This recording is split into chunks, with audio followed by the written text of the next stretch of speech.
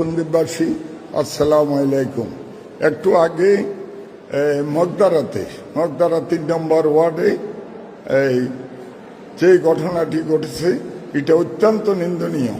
আমরা আশা করব এই জাতীয় ঘটনার সাথে যারা জড়িত তাদেরকে আইনের আওতায় এনে দৃষ্টান্তমূলক শাস্তির ব্যবস্থা করার জন্য।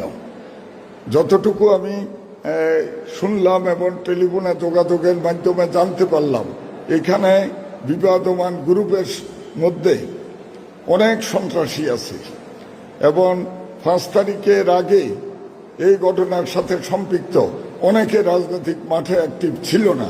আজকে তারা বিএনপি সেজে আজকে এই জাতীয় ঘটনা সংগঠিত করেছে, যেটা বাংলাদেশ জাতীয়তাবাদী দল সন্দ্বীপ উপজেলার ভাবমূর্তি ক্ষুণ্ণ হচ্ছে।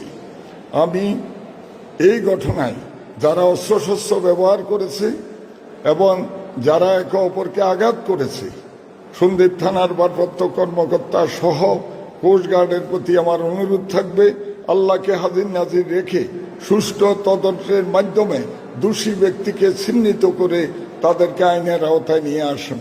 একইভাবে গতকালকে গাছুয়াতে একটি ঘটনা ঘটেছে, সেখানেও আপনারা তদন্ত করে কারা কারা এই ঘটনার সাথে সম্পৃক্ত তাদের বিরুদ্ধে আইনগত ব্যবস্থা গ্রহণ করুন। আমি মাননীয় সংসদ সদস্য সহ বিএনপির সকল স্তরের নেতৃবৃন্দকে অনুরোধ করব, এই জাতীয় ঘটনাকে কেউ আশ্রয় দেওয়ার কোনো সুযোগ নাই। সন্দ্বীপে আমরা যারা হয়তো নির্বাচনে দলের মনোনয়ন চেয়েছি, আমাদেরকে অনেকে বিভিন্নভাবে সাহায্য সহযোগিতা করেছে, তার মানে এই নয় কোনো গ্রুপ আজকে অনেকে সুযোগ বুঝে অমুকের গ্রুপ তমুকের গ্রুপ এই জাতীয় ঘটনা রটাচ্ছে।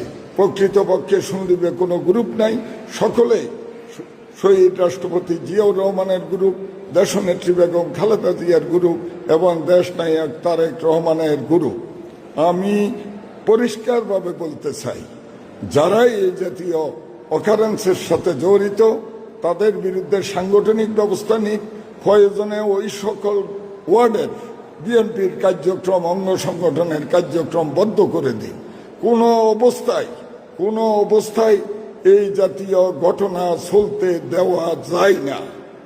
আমি যেহেতু সন্দ্বীপের বাইরে আছি, আমি আমাদের নেতৃবৃন্দের সাথে আমার যোগাযোগ হয়েছে এবং আমি অনুরোধ করব প্রশাসনকে নিরপেক্ষভাবে তদন্ত করে এই সকল ঘটনা যাতে পুনরাবৃত্তি না হয় সেই ব্যবস্থা গ্রহণ করার জন্য।